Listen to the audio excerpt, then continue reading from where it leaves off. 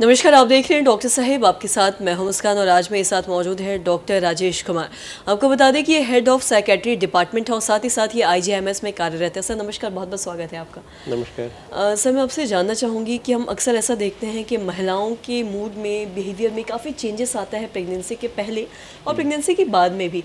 अक्सर हम ऐसा सुनने को हमें मिलता है कि अरे बहुत ज़्यादा चिड़चिड़ापन है या फिर बिहेवियर में भी काफ़ी चेंजेस हम देखते हैं, खासकर प्रेगनेंसी के दौरान अगर हम देखें तो ये भी क्या कोई एक डिसऑर्डर हो सकता है या इससे कुछ घबराने की बात है? मैं आपसे जानना चाहूँगी।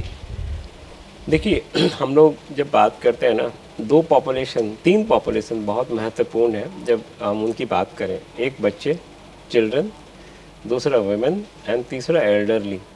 ये तीनों काफ़ी वल्नरेबल होते हैं अगर हम कहें मानसिक समस्याओं के बारे में, अगर क्योंकि ये तीनों वर्गों में मानसिक बीमारी होने की संभावनाएं ज़्यादा होती हैं। क्योंकि वुमेन, आपको पता है कि women face lot of adversities and stress in society. आपको पता है कि वुमेन की ज़िंदगी में बहुत ही उतार चढ़ाव आते हैं, मतलब पैदा होने से लेके मरने तक।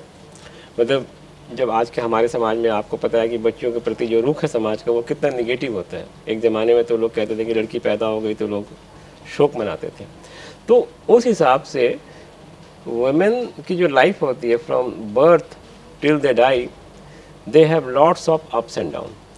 फिर उनकी ज़िंदगी में जब वो प्यूबर्टी में आती हैं, जब मेंसेज होते हैं, फिर उनकी शादी होती है, फिर बच्चे पैदा करने पड़ते हैं, फिर फैमिली के लोगों का केयर गिविंग भी करना है, महिलाओं को ही करना है। कई महिलाएं तो शादी के बाद जॉब छोड़ देती हैं या जॉब करती नहीं हैं। तो इस हिसाब को देखते हुए अगर मैं बात करूं, प्रेगनेंसी एक ऐसा फेज होता है जो कि आपको पता है कि हमारे समाज में सब लोगों को शादी के बाद एक सोशल रिस्पॉन्सिबिलिटी हो जाती है कि आपको बच्चे पैदा करने हैं। लेकिन मैं बता दूं कि प्रेगनेंसी एक ऐसा एक फेज होता है लाइफ का जिसमें साइकोलॉजिकल, मेडिकल, ये दोनों रिस्क बहुत बढ़ जाते हैं। क्योंकि बॉडी के अंदर बहुत हार्मोनल चेंजेज होते हैं और माँ को एक दूसरी लाइफ को फीड करना है, नरिश करना है। माँ के स्वास्थ्य पे बच्चे का स्वास्थ्य निर्भर करता है।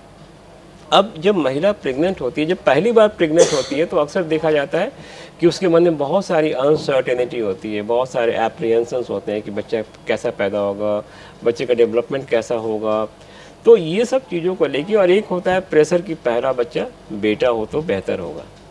तो इन सब चीज़ों की बात करें तो महिलाओं में प्रेगनेंसी के दौरान जो सबसे कॉमन प्रॉब्लम देखी जाती है, एक तो डिप्रेशन और दूसरा एंग्जाइटी। और कई बार कुछ महिलाओं में ये भी देखा जाता है कि उनका व्यवहार काफ़ी एबनॉर्मल हो सकता है, उनको साइकोसिस भी हो सकता है, मतलब अजीब अजीब बिहेवियर करेंगी, मतलब उनके अंदर डर, शक, ये सब भावनाएं आने लगती हैं।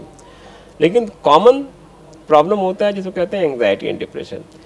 अक्सर 80 to 90% महिलाएं जब पहली बार प्रेग्नेंट होती हैं तो आफ्टर डिलीवरी उनको एक एक एक टेम्पररी कंडीशन जिसको कहते हैं पोस्टमार्टम ब्लूज, जो 2-3 हफ्ते में ठीक हो जाती है। जैसे ना चिड़चिड़ापन, नींद नहीं आएगी, क्योंकि आपको पता है कि बच्चे होने के बाद माँ की लाइफ बहुत बदल जाती है।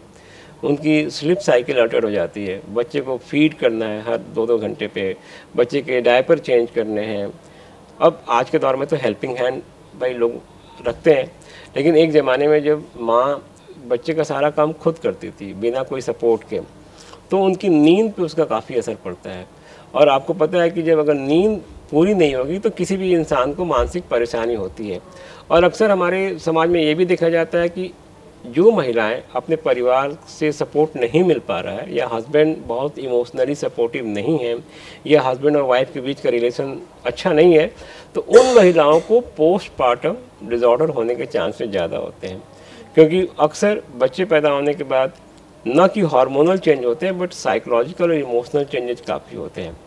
तो एंग्जाइटी, डिप्रेशन और साइकोसिस, ये तीनों बीमारियां प्रेगनेंसी के दौरान या प्रेगनेंसी के बाद हो सकती हैं।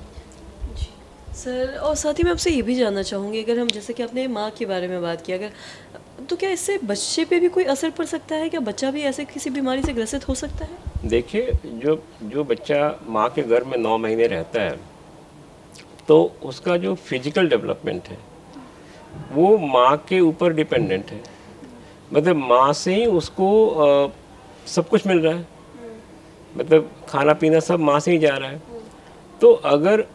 तो ये तो हुआ फिजिकल डेवलपमेंट।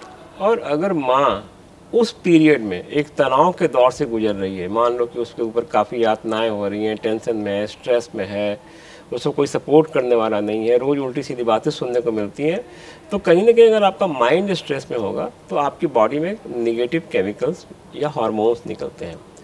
तो अक्सर ये भी देखा जाता है कि अगर माँ प्रेगनेंसी के दौरान खुश रहती है या उसको एक पॉजिटिव इन्वायरमेंट मिलता है तो बच्चा भी इमोशनली अच्छा निकलता है।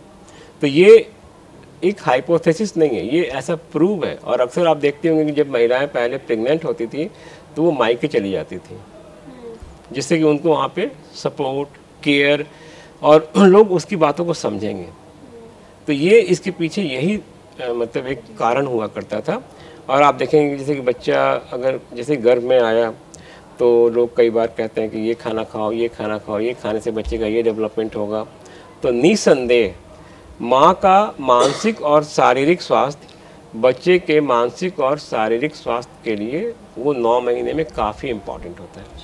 सर बहुत बहुत शुक्रिया तमाम जानकारी देने के लिए। तो आशा करते हैं दर्शकों की जो तमाम जानकारी है आपके लिए लाभदायक रही हो। तो आज के इस वीडियो में इतना ही। अगर आपने अब तक हमारे चैनल को सब्सक्राइब नहीं किया तो तुरंत कर ले, साथ ही हमारे फेसबुक पेज को लाइक करें। वीडियो देखने के लिए आपका धन्यवाद।